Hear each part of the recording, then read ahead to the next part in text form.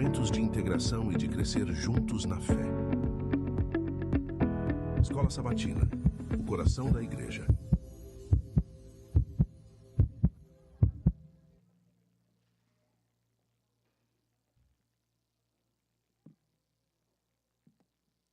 Saúdo a todos os irmãos e os amigos.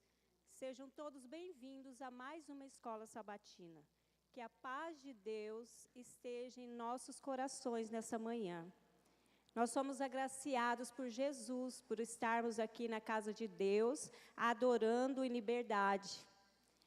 E graças a Deus por esse amor, por sua bondade, ao nos dar saúde e vida para estarmos aqui nessa manhã. Enquanto a terra prometida parecia distante e a ausência prolongada de Moisés, aumentava a ansiedade do povo. A impaciência rapidamente deu lugar à incredulidade. Mesmo após terem feito uma aliança com Deus, os israelitas cederam ao desejo de algo visível e algo palpável. Um ídolo que pudesse substituir a confiança invisível. O episódio do bezerro de ouro, narrado em Êxodo 32 e 34, revela tanto a tendência humana de desviar-se, quanto o maravilhoso caráter de um Deus que, apesar de rebelião, oferece arrependimento, perdão e restauração. Ao estudarmos a lição, somos lembrados de que a graça, a cruz e o plano de salvação, o perdão está sempre ao alcance daquele que reconhece a sua queda e se arrepende e confessa sinceramente o seu pecado. Agora, junto ao Ministério do Louvor, vamos cantar um hino em honra e glória ao nosso Deus.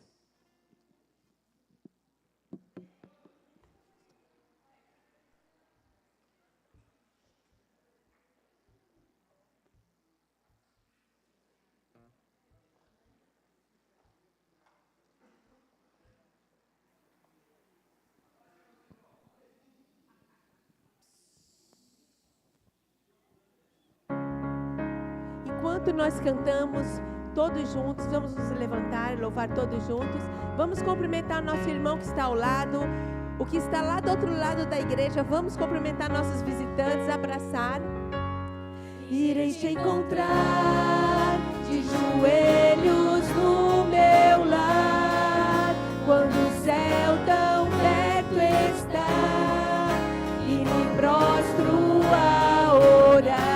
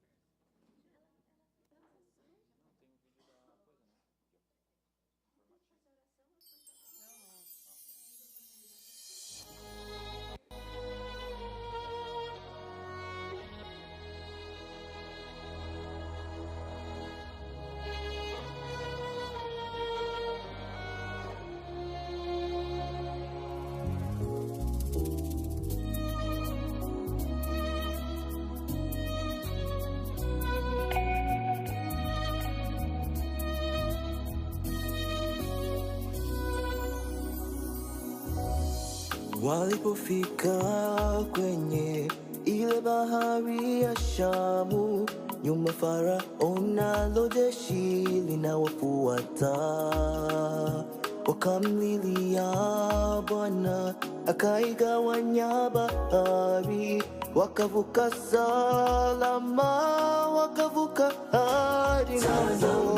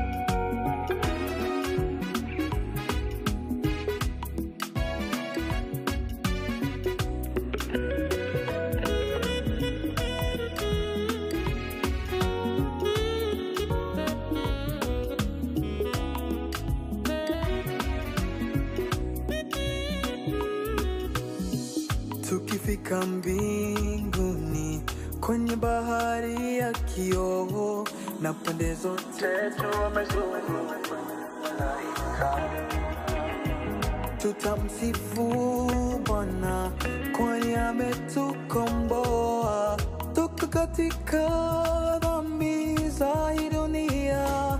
Tazama shetani nalo jeshi lake wametupwa ndani ya moto. Kifo na mauti havitakuwepo, tutakuwa ng'ambo salama. Mikono yangu itapiga kinanda, itapiga kinubi na kuimba wimbo. Wimbo mtamu ni wimbo wa ushindi, ule wimbo wa Musa na Mwana-Kondoo. Tazama shetani nalo jeshi lake wametupwa ndani ya moto. Kifo na mauti havitakuwepo, tutakuwa ng'ambo salama. Mikono yangu itapiga kinanda, itapiga kinubi na kuimba wimbo. Wimbo mtamu ni wimbo wa ushindi, ule wimbo wa Musa na Mwana-Kondoo.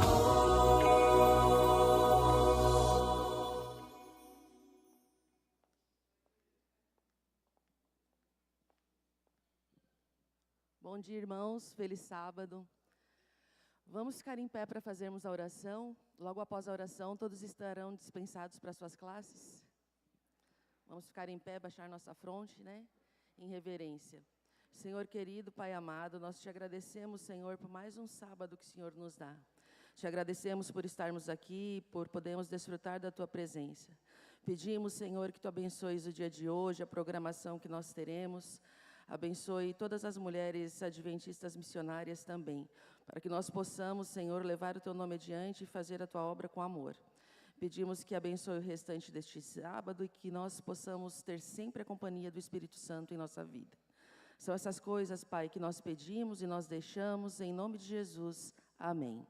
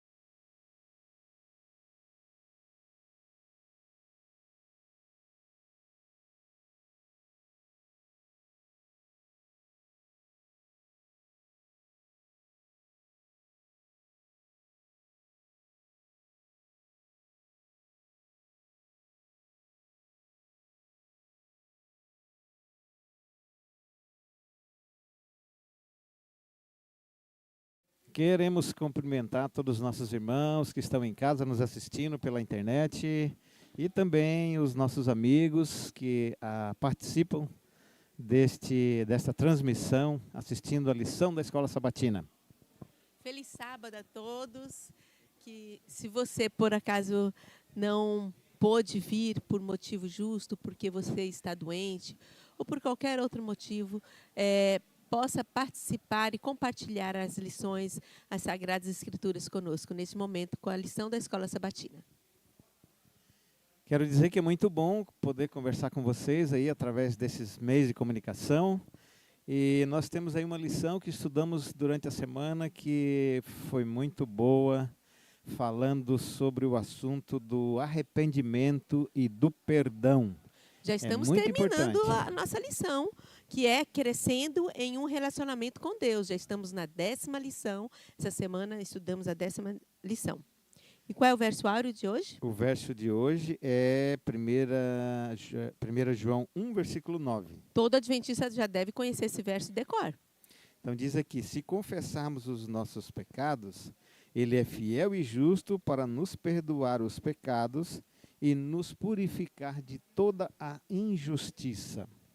Que maravilhoso esse verso. É um verso de esperança, de paz, de consolo, que nós temos realmente o nosso Senhor Jesus, que é fiel e justo para nós, para nos perdoar de todos os nossos pecados. Isso é uma esperança e uma paz muito grande para o coração de cada um de nós.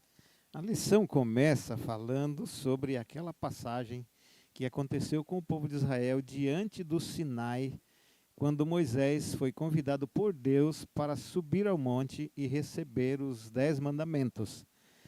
O texto bíblico diz que o monte fumegava, que o monte fazia fumaça, saía labaredas de fogo. E pense, o povo estava ali embaixo assistindo tudo aquilo e esperando o que iria acontecer. Por 40 dias, imagine o povo ficar ali olhando, e começou a vir na mente do povo aquele pensamento, acho que Moisés morreu. Ele está 40 dias sem comer, já morreu de fome. Ou então pegou fogo lá em cima, foi fulminado na presença de Deus. Aí, não, nós precisamos de um Deus, nós precisamos da presença de um líder, de um Deus na nossa frente para nós nos guiar. Aí eles tiveram a infeliz ideia de pressionaram Arão para construir um ídolo, um bezerro feito de ouro, para que eles pudessem adorar, para que eles pudessem palpar, para que eles pudessem ver e seguir, e que fossem adiante deles. Falou, nós vamos para a terra prometida sozinho. Moisés não veio, morreu lá em cima, então nós vamos colocar um Deus lá na frente e nós vamos seguir esse Deus. É o que eles aprenderam durante toda a vida deles no Egito, não é mesmo? Então, eles agora começaram a repetir o que aprenderam desde criança. Infelizmente, Arão cedeu a ideia, construiu o ídolo, e agora o povo, então, estava observando, estavam adorando aquele ídolo. Infelizmente, foi uma atitude de fraqueza de Arão e também uma atitude de pecaminosidade do povo. Então, quando Moisés desceu, o que foi que ele fez? Quebrou as tábuas nós vemos no texto, no capítulo 33, 34 de Êxodo, que ele destruiu as tábuas da lei que Deus escreveu com o seu próprio dedo, jogando no chão porque a lei havia sido quebrada. E aquele bezerro de ouro foi feito em pó, queimou até fazer pó, e aquele pó foi jogado na água, e eles tiveram que beber a água daquele pó. E aqueles que não quiseram aceitar a lei de Deus, não quiseram aceitar as normas e a nova direção de Moisés, foram o quê? Exterminados do meio do povo. Espera, nós estamos estudando um assunto sobre arrependimento e perdão, e agora vem um juízo de Deus quando as pessoas erraram. Nós não podemos esquecer de que se as pessoas quisessem o perdão, quisessem buscar o arrependimento ali, teriam a oportunidade de fazer isso. Só sofreram o juízo aqueles que não se arrependeram, aqueles que não aceitaram o perdão de Deus. Porque o povo não foi totalmente exterminado. E o povo todo pecou. Inclusive Arão, né? Inclusive Arão pecou. O único povo, única tribo que não se prostrou ao bezerro de ouro foi a tribo de Levi. E foram eles que executaram o juízo de Deus, exterminando aqueles que não aceitaram o perdão. Aqueles que quiseram realmente, obstinadamente, seguir ao inimigo de Deus. Muito bem, são lições que nós encontramos na Bíblia. E agora nós vamos para a parte de domingo, que fala sobre a correria da vida. Veja só. Uma Aqui história tem bem interessante, que todo mundo passa por isso, gente. Se alguém aqui nunca passou por isso, mande aqui a mensagem pro o site aqui da igreja, dizendo, gente, eu nunca passei por isso. Eu acho que ninguém vai mandar essa mensagem, sabe por quê? Porque todos já passaram. E não vão ter coragem de mandar, né? Todos já passaram por essa história que essa senhora aqui passou, né? Ela trabalhando o dia todo, semana inteira, semana correndo. toda na correria. Quem aqui já passou por isso? Chega no sábado, já no próximo do pôr do sol, naquela correria, e acontece o quê? Muitas coisas ficaram por fazer. E aí, faz ou deixa por fazer? Vai morrer se não fizer? Se não morrer, se não fizer, então não faça. E ela teve... conta a história aí. O que aconteceu com ela? Então, ao amanhecer do sábado, ela percebeu que tinha ainda uma sujeirinha na cozinha, que o banheiro não estava bem limpo. E que a roupa do marido não estava passada para ir para a igreja. Eita, que não tinha uma sobremesa, foi fazer um bolo. Que estava o lixo em cima da pia, foi colocar lá fora. Gente, isso são coisas que pode esperar. Então... o que acontece? Ela, depois de ter feito tudo isso, ela caiu em si.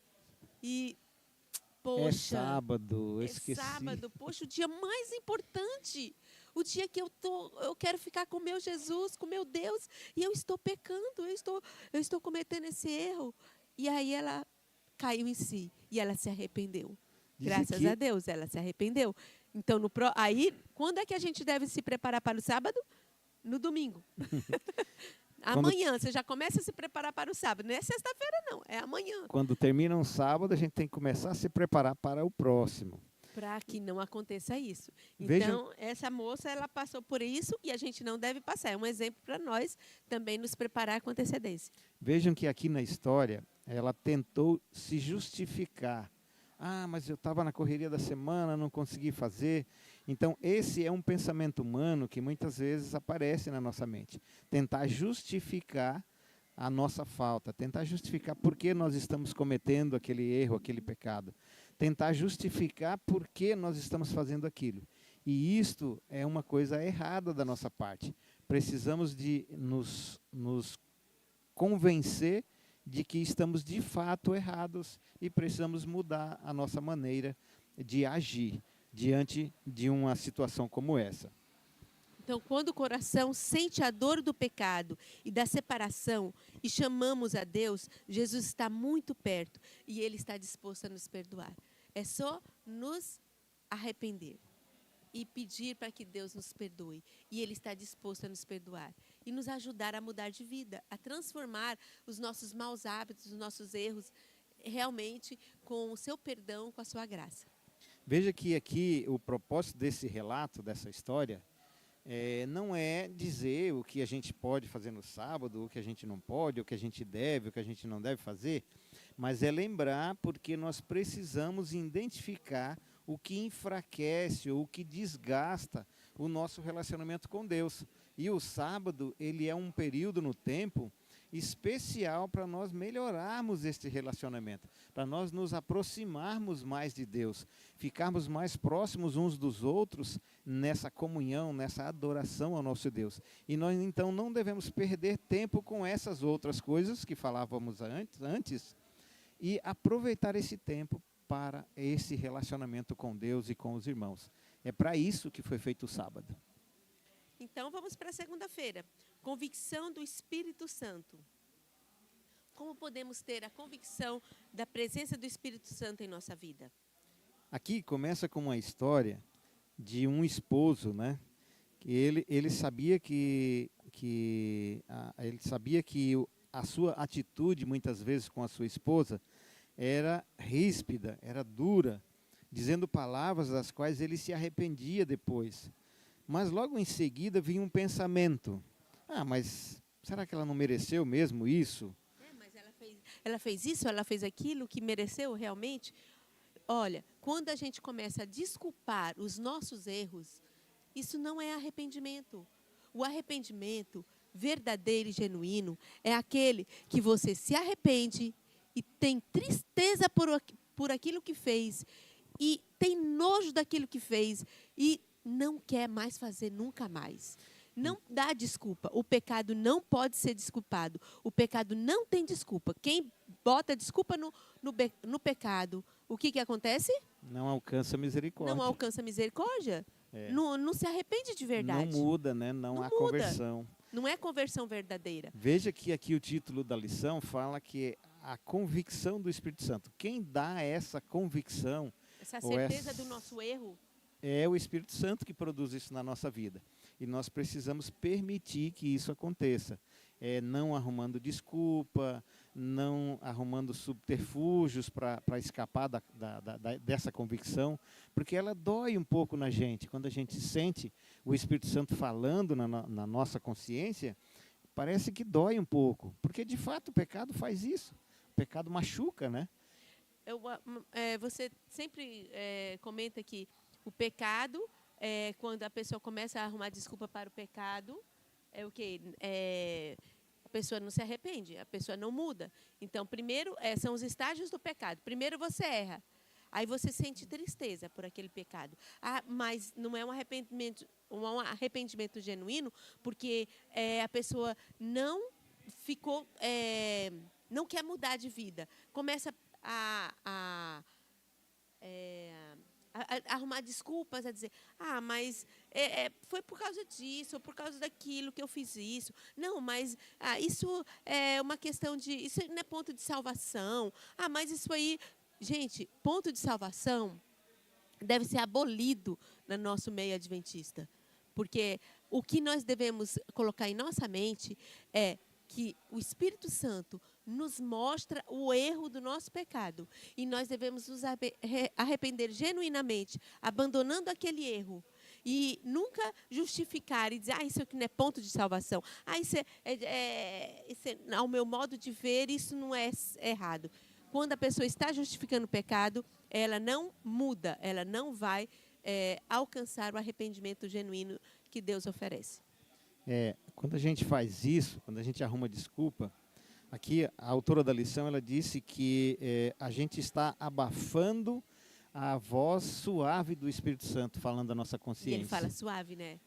Então, a voz do Espírito Santo, ela é suave, ela te convence, ela faz você ter a convicção de que você... É um toque no seu coração, um toque na sua mente.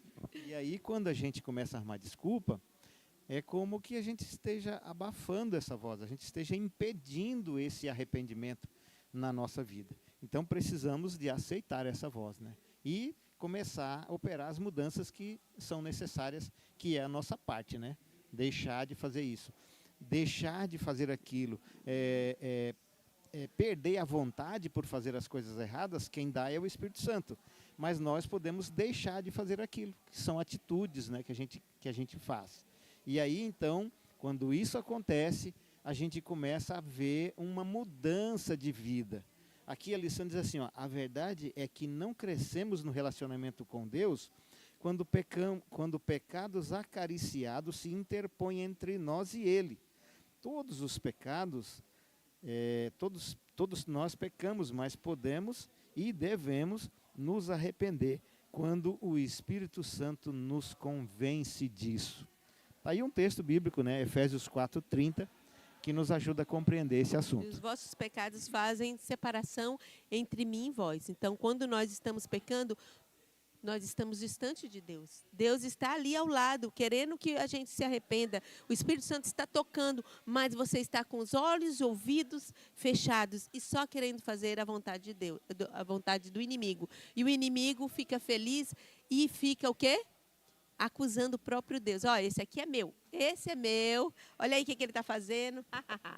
Bate palmas. A gente pode lembrar aqui um texto bíblico que diz assim que quando a gente peca, o texto bíblico diz assim que o pecado faz separação entre nós e Deus. Então, o pecado ele tem esse poder de nos separar do relacionamento com Deus. E até do nosso semelhante também, do nosso próximo. Quando nós erramos, a gente se separa do nosso próximo, né? E para concluir a lição de segunda-feira, tem aqui um texto bíblico que é fantástico. É João 16, capítulo 8. Se referindo ao Espírito Santo, ele diz assim, quando ele vier, o Espírito Santo, convencerá o mundo do pecado, da justiça e do juízo. Que fantástico, né? O Espírito Santo tem essa obra fantástica de falar ao nosso coração com voz mansa, suave, nos convencendo dos nossos erros, dos nossos pecados, para que haja uma conversão, para que haja novamente o relacionamento com Deus e com o nosso semelhante. Que bonito, né? E o perdão é de graça. Deus dá de graça na hora que a gente se arrepende. Mas o arrependimento tem que ser verdadeiro.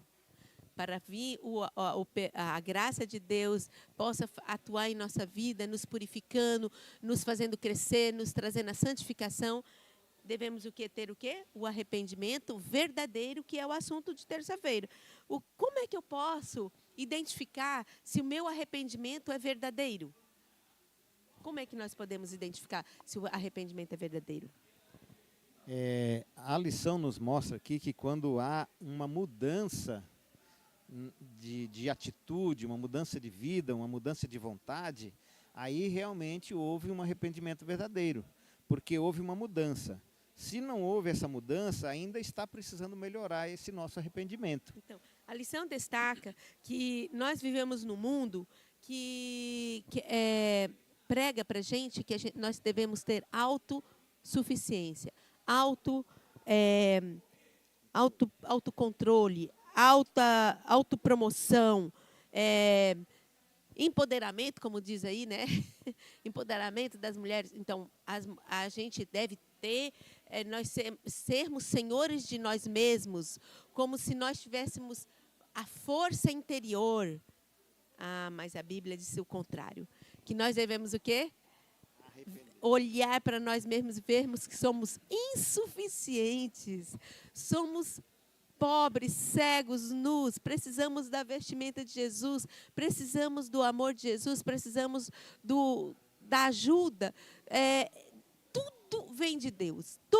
Qualquer coisa boa que nós venhamos a fazer, ou pensar, ou agir, vem de Deus. Nós não somos nada. Então, nós temos que ver o quanto somos insuficientes. Não temos condições de vencer o pecado sozinhos. Não temos condições de vencer nossas fraquezas sozinhos. Nós devemos pedir o quê? Ajuda e o auxílio do Espírito Santo do nosso Senhor Jesus. O perdão é de graça e a ajuda também é de graça. O nosso fazer, o nosso realizar, nossos desejos são todos vindos de quem? De Deus. Então aqui a gente percebe o seguinte, que quando há um arrependimento verdadeiro, como diz o texto da lição de terça, aqui Atos 3, versículo 19, diz assim, arrependei-vos, pois, e convertei-vos. Veja que existe um segundo passo após esse arrependimento, que é a conversão. O que é a conversão? Conversão é uma mudança de rumo, uma mudança de linha. Você estava indo para lá, mudou, está vindo para cá agora. É uma conversão oposta, né?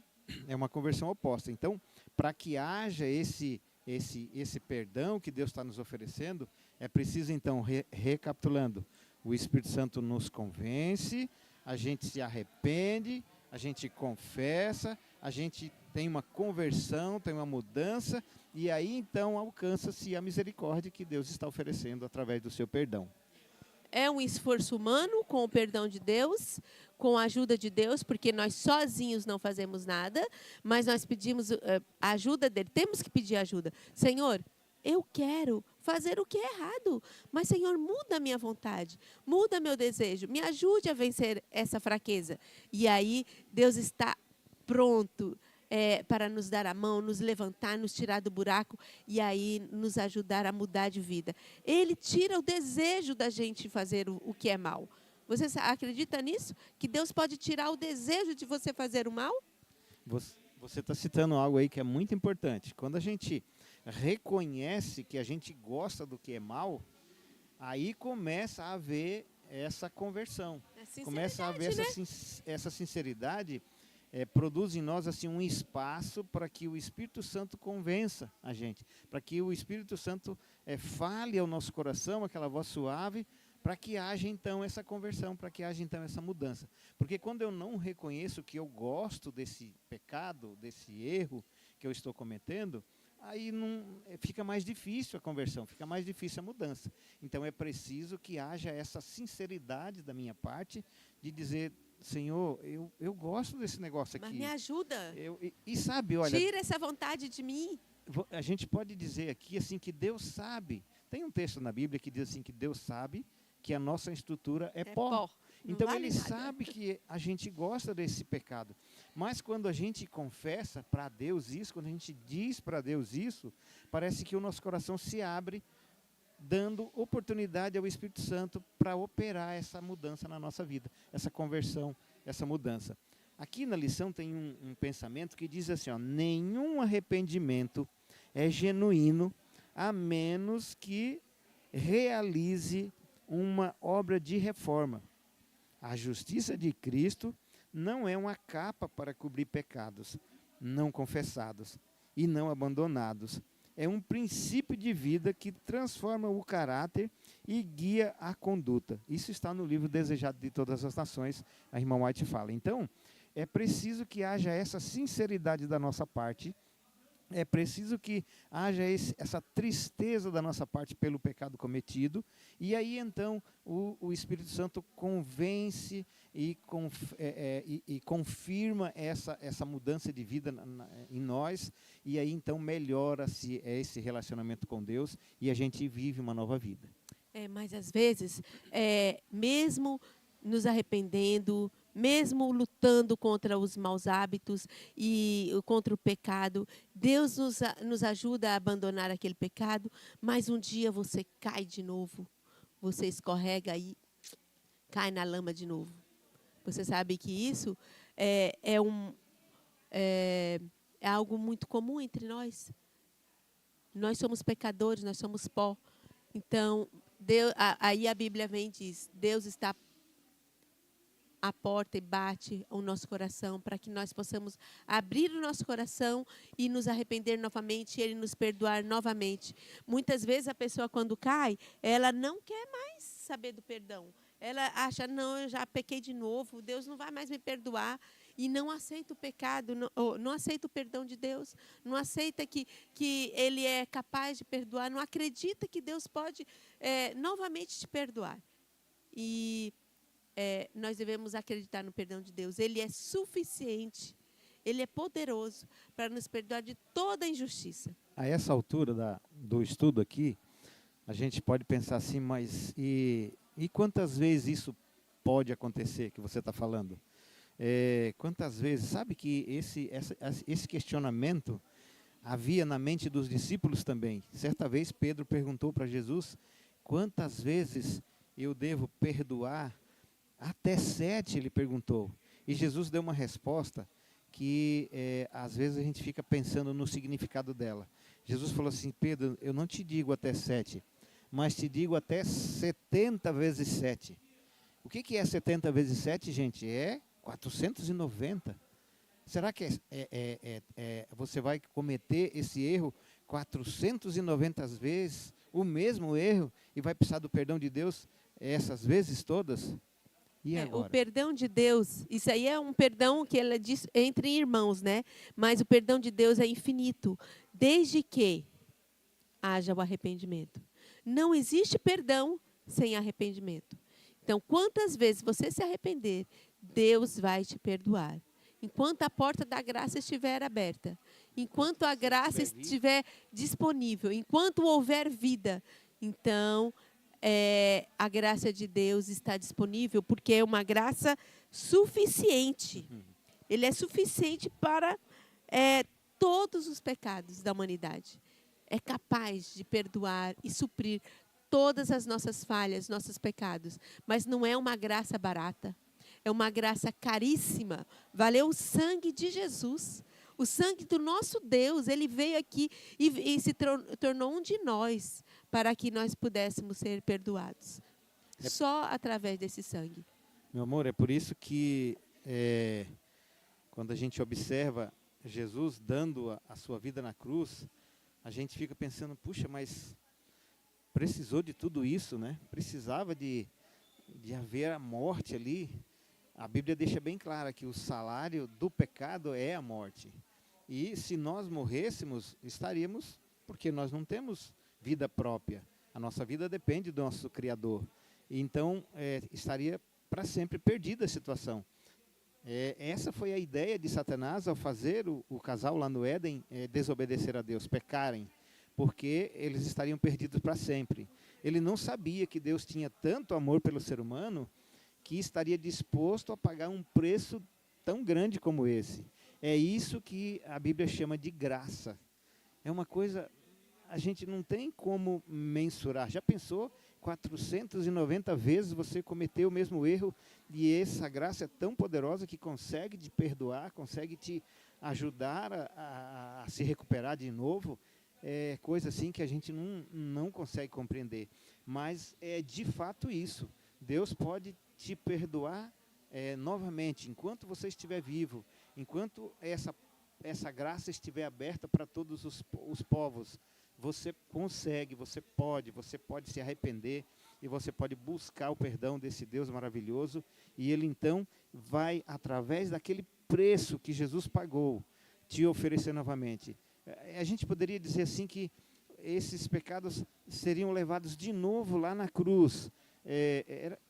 Infelizmente é isso, é como que Jesus tivesse que morrer de novo, tivesse que sofrer de novo. Claro que não é isso, porque Jesus morreu apenas uma vez. Mas a dor que ele teve lá na cruz, não foi a dor dos cravos, não foi a dor da cruz, que era uma dor física, é a dor cravada no coração dele, do pecado de cada um de nós. E todas as vezes que cometemos um pecado, Ellen White diz que Jesus sente a dor novamente. A mesma dor que ele sentiu lá ali na cruz, ele sente no seu coração. Você imagina o que é isso? O que eu faço de errado vai machucar o coração de Deus? E é isso que o inimigo quer? O inimigo quer machucar o coração do nosso Senhor Jesus Cristo todas as vezes que nos faz pecar? É por isso, então, que essa graça é chamada de graça suficiente. Ela é suficiente. Toda vez que você precisar, toda vez que você se arrepender de fato, toda vez que você sentir essa tristeza por um erro cometido, essa graça consegue te alcançar. Essa graça é suficiente para te alcançar e te conduzir a esse perdão, a essa mudança de vida que Deus quer te dar, que Deus quer fazer com você. Não importa o tamanho, não importa o que foi. A gente podia enumerar aqui alguns erros, né? Mas não vamos fazer isso. Mas não importa o tamanho. A graça é suficiente para te alcançar, para fazer com que você retorne aos braços do Pai de amor novamente e ter uma vida nova dali para frente. Então, todas as vezes que pensarmos em cometermos um erro, então saiba que nesse momento o coração de Jesus está doendo, está sendo machucado, ele está sentindo a dor novamente de quando ele morreu por você, o seu sangue está sendo derramado. E quando você pede perdão a ele, Jesus, feliz, vai até Deus e diz: olha, o meu sangue, eu derramei por esse também. Perdoa ao Pai, porque o meu sangue foi derramado por ele. E aí ele justifica os nossos pecados, ele nos justifica de toda a nossa iniquidade. E daqui por diante, o nosso desejo é não machucar mais a Deus, não mais ferir o nosso Senhor Jesus. e sim mudar de vida, ter uma transformação. E só quem faz essa transformação em nossa vida é o Espírito Santo. Todos os dias, todos os dias, Ele nos mostra coisas para mudarmos. E nós vamos estar subindo a escada até chegar à Canaã Celestial. Essa escada todos os dias, subindo, cada dia um degrau, cada dia vencendo uma dificuldade e um pecado. E encerrando aqui a lição de quarta-feira, aparece um texto, está no livro de Romanos, no capítulo 5, versículo 8. Diz assim, olha que bonito. Mas Deus prova o seu próprio amor para conosco, pelo fato de ter Cristo morrido por nós quando ainda éramos pecadores. Veja só, Deus sabe que nós somos pecadores, e foi por isso que Jesus veio aqui. O amor de Deus é tão grande pelo ser humano, por haver criado, por haver formado esse ser humano, por haver sustentado ele até hoje, que Jesus fez isto, veio aqui e pagou esse preço. Esse amor não causa em você assim uma coragem para quando você cair no erro, você ter condição de voltar? Claro que sim, esse amor é tão grande que me deixa à disposição quando for necessário. Nos constrange, né? O amor de Cristo nos constrange. Faz eu ter essa vontade. Puxa vida, Senhor, eu errei, se de novo ou se outro erro, por favor, me ajuda, me perdoa, me dá força para mim não errar de novo. E isso deixa... aqui tem um trechinho na lição que diz assim, não devemos permanecer longe da cruz, olhando para Deus à distância. Em vez disso, nós precisamos correr até Jesus, trocando os nossos pecados e fardos por sua justiça. Então você pode fazer isso, eu posso fazer isso. Eu posso correr até a cruz, eu posso correr aos pés de Jesus e dizer, Jesus, olha, eu pequei de novo, me ajuda, me dá força. E Ele vai fazer isso para que você consiga essa mudança de vida, para que você consiga ser uma nova criatura. E sem desculpas, né? Sem subterfúgios. É só pedir perdão a Deus e... com certeza, Ele está pronto para nos perdoar. E nós vamos ter nojo do pecado, vergonha do que fizemos. E aí abandonar definitivamente. Quando você tem vergonha de algo que você fez, você não vai fazer de novo. Agora, se você arruma desculpas para aquilo de errado, aí você vai fazer de novo, com certeza. E agora, na parte de quinta-feira, depois que todo esse processo acontece, depois que toda essa sinceridade da nossa parte é exposta diante de Deus, e depois de sentirmos tristeza pelo nosso erro, depois de aceitarmos a voz do Espírito Santo falando em nosso coração, depois de haver essa mudança de vida, isso que o texto chama de conversão, aí então entra as vestes mais caras. Gente, olha que coisa linda, né? Hoje veste para nós estamos aqui vestidos, a Milva está com um casaco por causa do frio, eu estou aqui com uma jaqueta por causa do frio. Vocês vendo assim, eles estão numa região que está frio. Né? Vocês estão vendo assim o sol entrando aqui na igreja, mas não se iluda, tá frio, tá? Então isso aí define, né, aonde nós estamos, quem somos. Um juiz, ele se veste com uma roupa especial, uma toga, né? Aquele ali é um juiz. Ali é um pastor, se veste com um terno. Quando você vai para uma praia, você vai vestir com uma roupa de banho, então aquele ali ele está indo para uma praia. Ou quando você vai para um local esportivo, para uma academia, você vai com uma roupa esportiva, né? Então, a roupa define quem você é, o que você está fazendo, onde você está. Onde você vai estar. No sábado, nós escolhemos a melhor roupa para vir para a igreja, não é verdade? Eu aprendi isso desde criança. A melhor roupa de ir para a igreja, a melhor roupa que você tem é a roupa de ir para a igreja no sábado.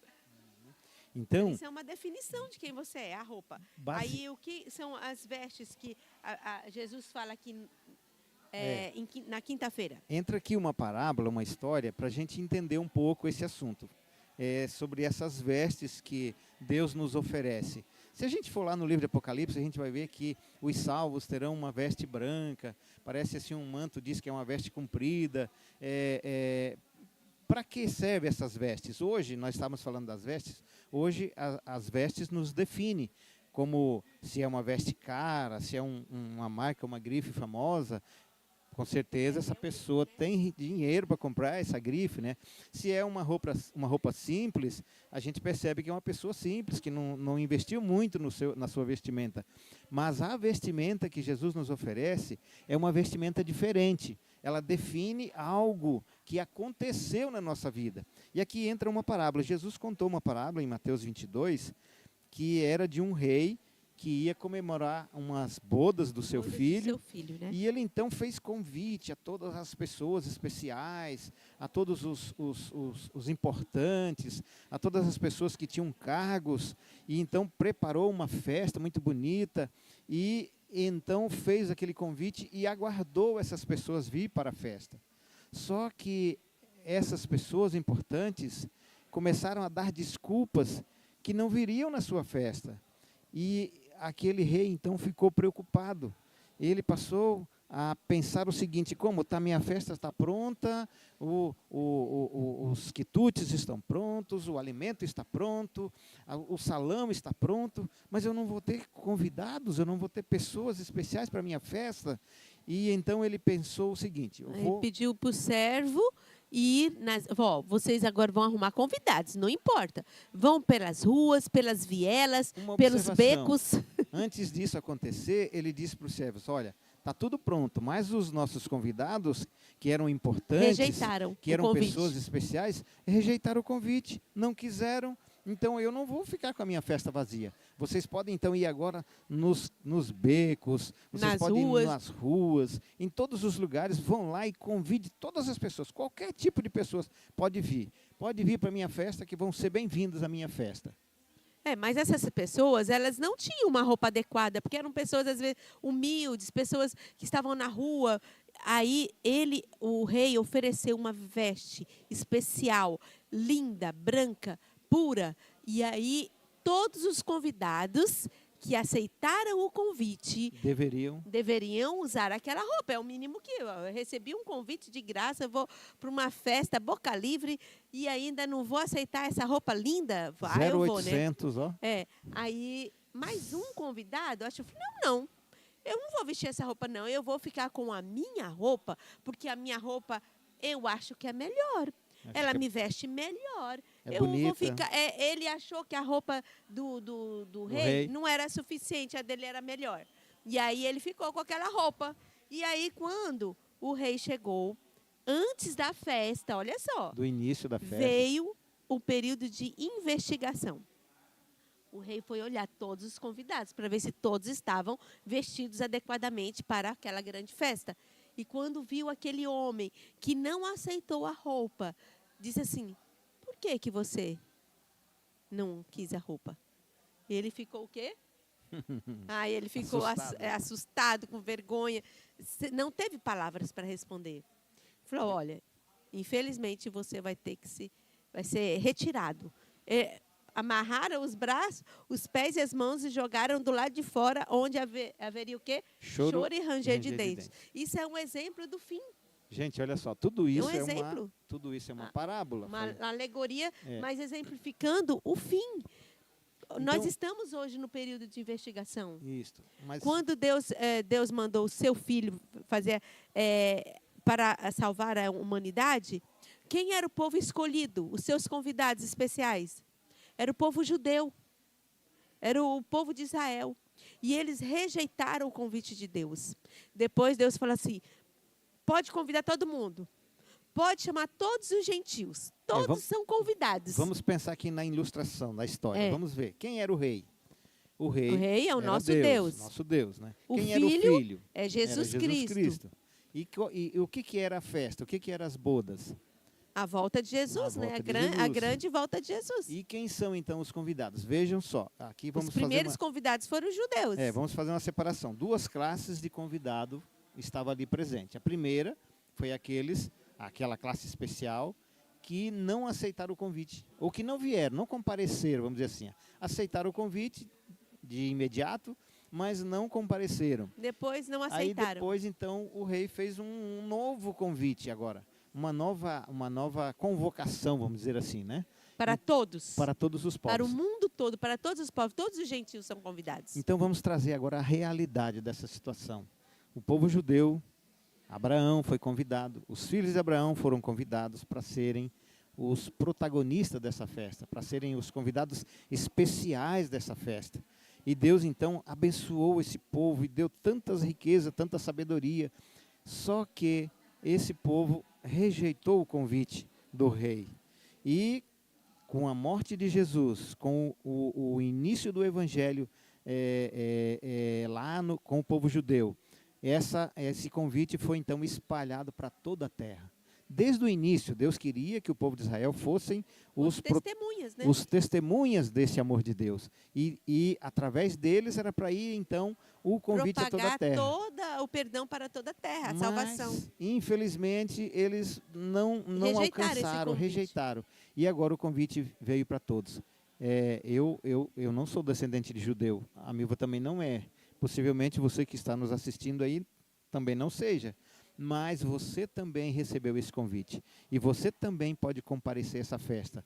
Basta apenas que você coloque essa roupa, essa veste, que quer dizer A a justiça graça de Cristo. e a justiça A de justiça, Cristo. o perdão de O Cristo. perdão de... E hoje nós temos, assim, no mundo cristão, né?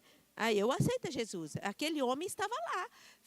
Ele representa a classe que aceita Jesus, mas não aceita o perdão de Jesus, não aceita a justiça de Jesus e quer fazer a sua própria vontade.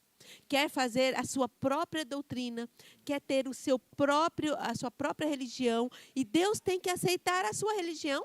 Não, Deus não vai aceitar. Deus quer que a gente aceite o que a sua palavra manda. Toda a sua doutrina, o seu perdão, a sua graça, a sua salvação, que é em Cristo Jesus, a propiciação de Jesus. É isso que nós devemos aceitar. Se nós não aceitarmos, o que vai acontecer no dia da investigação? Que nós estamos nesse período da investigação, né? Vai ser jogado fora, né? Vai ser jogado fora. Vai ser A jogado porta fora. da graça vai ser fechada. E aqueles que não aceitam a sua palavra, não aceitam o seu perdão, não aceitam a sua graça, não aceitam a propiciação do sangue de Jesus Cristo pelos nossos pecados, esses serão o quê? Jogados fora. E onde haverá o quê? Choro e ranger de dentes. Só gostaria de lembrar aqui uma coisa. Essa graça, ou essa vestimenta, vamos dizer assim, ela não foi feita para cobrir pecados. Vejam que é nós muito falamos agora há pouco que existe um processo, existe um arrependimento, existe uma confissão. E mudança de vida. Existe uma mudança de vida. Então, esse processo, ele retira o pecado da nossa vida. Faz com que eu me torne uma nova pessoa, uma nova criatura. E aí, então, após isso, essa veste vem sobre mim, essa veste de graça vem sobre mim e me proporciona o privilégio, a oportunidade, me proporciona essa capacidade de poder estar presente nessa festa que é do rei, a festa do rei representando o juízo de Deus. Porque mesmo com todo o nosso desejo, com todo o nosso amor que temos por nosso Senhor Jesus, mesmo com o nosso arrependimento, nosso desejo de mudança, enquanto estivermos nesse mundo, nós seremos o quê? Pecadores. E é só a justiça de Cristo, essa vestimenta que é a justiça de Cristo, poderá nos cobrir, nos completar. E aí nós poderemos estar perante o nosso Rei do Universo. Porque de nós mesmos, pela nossa mudança de vida, pela nossa conversão de vida, isso é insuficiente. Só a suficiência do perdão de Deus e da justiça de Cristo, que é essas vestimentas, que cobrirá toda a nossa injustiça, todo o nosso pecado, toda a nossa sujeira. E isso não é o quê? Uma mudança é uma mudança de uma vida toda. Todos os dias devemos estar pedindo a justiça de Cristo que nos cubra, que nos purifique a cada dia. E um dia essa roupa, essa justiça irá ser completa, irá o quê? Nos habilitar a estar perante o Deus, o Rei do Universo. O autor aqui, a autora, né, da lição de quinta-feira, ela faz aqui uma pergunta para a gente refletir. A Milva acabou de dizer que é necessário que isso aconteça diariamente. Todos os dias nós precisamos de nos achegar a Deus e buscar nele a força, né, buscar nele o poder para vencer as nossas más tendências, o nosso pecado. E isso acontecendo, a gente está crescendo nessa graça, a gente está crescendo nesse relacionamento com Deus, a gente está a Bíblia usa uma palavra que chama de santificação, você está crescendo nessa santificação. Então diz assim, precisamos diariamente de nos revestir das vestes de justiça de Jesus. O que isso significa na prática? Como que a gente pode trazer isso na prática? Como que eu posso me achegar a Deus todo dia? O que eu devo fazer para fazer isso? Vamos trazer isso para a prática.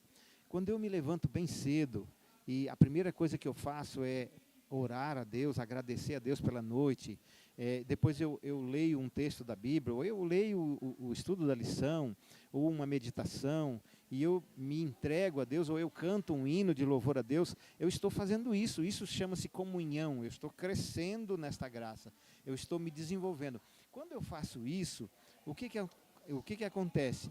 Eu estou me purificando, estou me santificando, vamos dizer assim. Não é eu que estou fazendo isso, mas eu estou dando oportunidade, me aproximando de Deus, para que o Espírito Santo abrindo o coração para que Deus possa entrar em nossa vida, o Espírito Santo possa fazer a purificação. E aí, quando a gente está em comunhão todos os dias com o nosso Senhor Jesus, a intimidade com o nosso Senhor Jesus, Ele vai estar fazendo essa purificação, esse crescimento, essa santificação. Isso é uma obra diária e essa obra só é feita pelo Espírito Santo. Nós sozinhos não conseguiremos jamais fazer. Então, eu queria dizer para vocês o seguinte, para a gente concluir, que olhe para você aí agora, pense em você mesmo, seja sincero, você tem pecados acariciados? Você tem algum pecado aí que te incomoda de vez em quando, que de vez em quando você comete ele, e você se envergonha de se aproximar de Deus, porque você olha assim, puxa, como que eu vou me aproximar de Deus? Então, se você sente isso, amém, que bom que você está reconhecendo que você tem um erro, que você tem um pecado e que você precisa de um Salvador.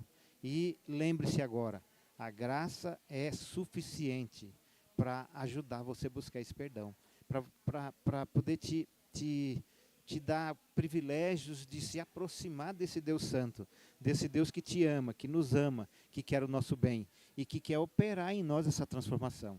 Então faça isso, busque, não fique com medo, não pense assim, bom, mas eu de novo, Deus, outra vez eu vou lhe incomodar por causa desse pecado. Não tem problema, Deus ainda está com a porta da graça aberta e Ele pode te salvar. Não tenha medo, não tenha vergonha, pode se aproximar livremente e você vai alcançar esse perdão. E para concluir, você é o amor de Deus que nos constrange. Nós devemos estar retribuindo esse amor com amor também. Quando a gente obedece a Deus, é uma demonstração de amor, que nós estamos nos entregando a Ele todos os dias, tendo intimidade, orando todos os dias. Tudo que você for fazer durante o dia, você vai estar o quê? Compartilhando com Deus, está conversando com Ele, pedindo a sua ajuda. Ele estará te orientando e te dando a graça e o perdão quando falharmos. Quando você estiver ao lado de Deus, o inimigo não tem poder sobre você. Ele não vai ter o poder para te fazer pecar, porque Deus está do seu lado. Então, peça a companhia dele a cada instante de sua vida e ele estará pronto, feliz em estar ao seu lado, porque é o desejo que ele tem no seu coração, de estarmos todos juntos um dia no céu, preparados para estar todos juntos, nós, nossos filhos, nossos queridos, nossa família, nossa igreja, nossos amigos. Devemos estar olhando as pessoas que estão ao nosso redor com a mesma compaixão que Deus nos olha e nos perdoa. Que Deus te abençoe, te dê um bom restante de sábado e deixa aqui o convite, venha aqui na igreja participar desta programação da Escola Sabatina junto conosco. Estamos na Igreja Central de Tubarão. Nós não falamos no início. Igreja Central de Tubarão. Tá certo? Deus abençoe a todos. Santa Catarina.